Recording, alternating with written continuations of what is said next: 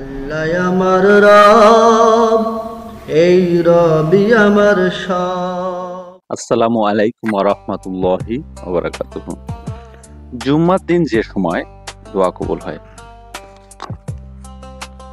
জুম্মার দিন একটি বিশেষ সময় আছে, বান্দা যখন যে দোয়া করবে আল্লাহ তাআলা তাই কবুল করবেন। মুমিন ব্যক্তি আল্লাহর কাছে যা চাইবে আল্লাহ তাআলা তাই দান করবেন। অনেক হাদিসে এই সুসংবাদ দেওয়া হয়েছে। ইরশাদ হয়েছে, হযরত আবু হুরায়রা রাদিয়াল্লাহু তাআলা আনহু বলেন, হযরত রাসূলুল্লাহ সাল্লাল্লাহু আলাইহি সাল্লাম একদিন জুম্মার দিন বিষয়ে আলোচনা করেছিলেন। তখন বলেছিলেন, এই দিন একটা সময় আছে, কোন মুসলিম যদি ওই সময়ে নামাজ আদায় করে এবং আল্লাহর কাছে কিছু চায়, আল্লাহ তাকে অবশ্যই তা দান করবেন।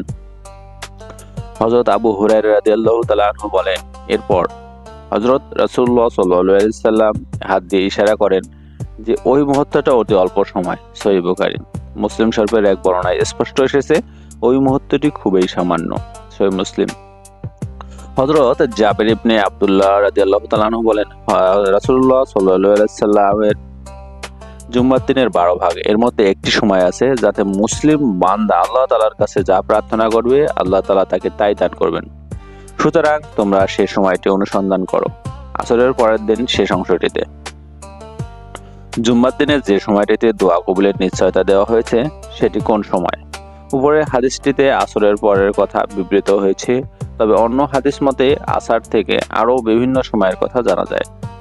এসব হাদিস আসরের ভিত্তিতে আলেমরা জুমার দিনের দোয়া কবুলের সময় সম্পর্কে অনেক মত বর্ণিত হয়েছে।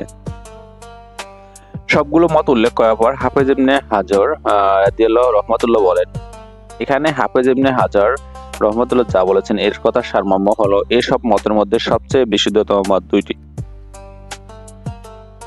খতিব খুতবা দেওয়ার জন্য মিম্বরে ওঠার পর থেকে নামাজ শেষ করা পর্যন্ত এ সময়ের হযরত আবু মুসা আশআরী রাদিয়াল্লাহু তাআলা আনহুর হাদিসে উল্লেখ আছে। আসরের নামাজের পর থেকে সূর্য অস্ত যাওয়ার পূর্ব মুহূর্ত, এ সময়ের কথা হযরত আব্দুল্লাহ ইবনে সালাম রাদিয়াল্লাহু তাআলা হাদিসে বর্ণিত হয়েছে। মুহিবুদ্দিন আবুল আব্বাস তবারী রহমাতুল্লাহ বলেছেন, হযরত আবু মুসা আশআরী রহমাতুল্লাহ থেকে বর্ণিত হাদিসের বিশুদ্ধ আর হযরত আব্দুল্লাহ ইবনে সালাম রাদিয়াল্লাহু তাআলা আনহু থেকে বর্ণিত মতটি সবচেয়ে প্রসিদ্ধ।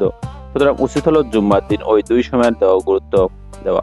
ইমাম আবু উমর ইবনে আব্দুল বার রাদিয়াল্লাহু রহমাতুল্লাহ বলেছেন, প্রত্যেক মুসলিমের উচিত তার দিন ও দুনিয়ার যাবতীয় বিষয়ের জন্য কবুলের আশা নিয়ে এই দুই সময়ের গুরুত্বের সঙ্গে দোয়া করা, তাহলে ইনশাআল্লাহ সে আশাহত হবে না।